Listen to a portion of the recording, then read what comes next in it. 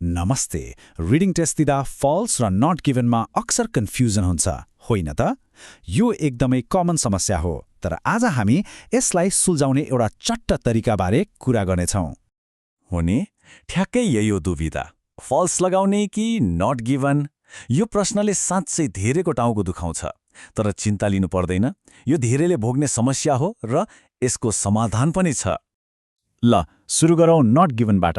यसलाई बुझ्न प्रमाणको अभाव भनेर सोच्दा सजिलो हुन्छ। मतलब सिधा कुरा के हो भने त्यो जानकारी दिएको टेक्स्टमा छँदै छैन।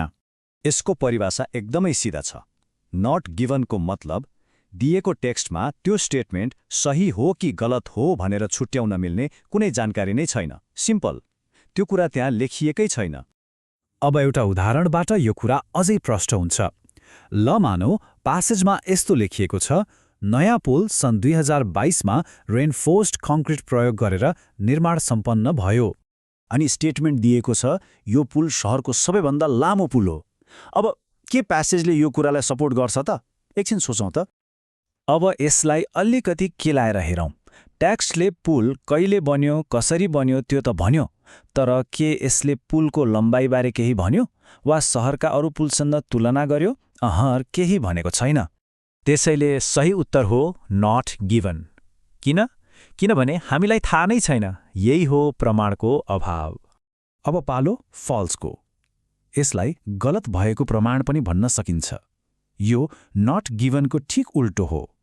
यहाँ चाहिँ टेक्स्टमा स्टेटमेन्टलाई गलत साबित गर्ने स्पष्ट प्रमाण नै हुन्छ।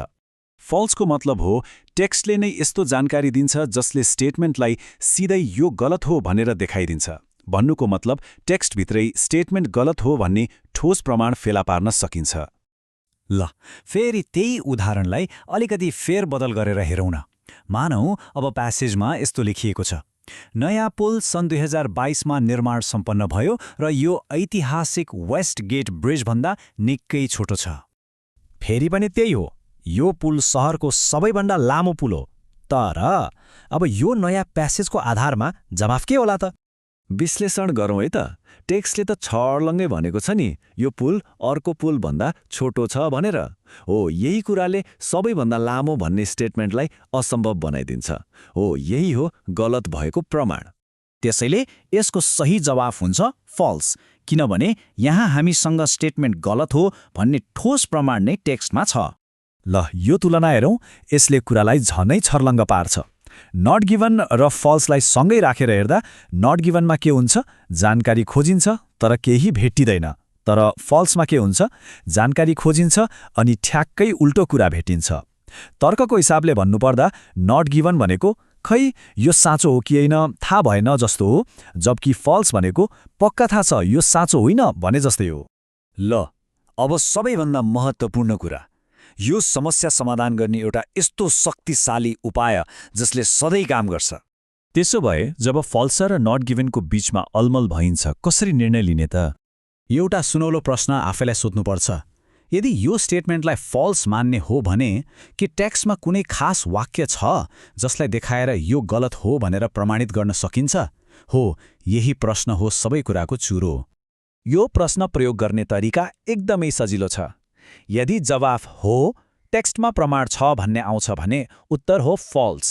तर यदि जवाफ होइन, प्रमाण त छैन, यो त मेरो अनुमान मात्र हो भन्ने आउँछ भने उत्तर हुन्छ नट गिभन।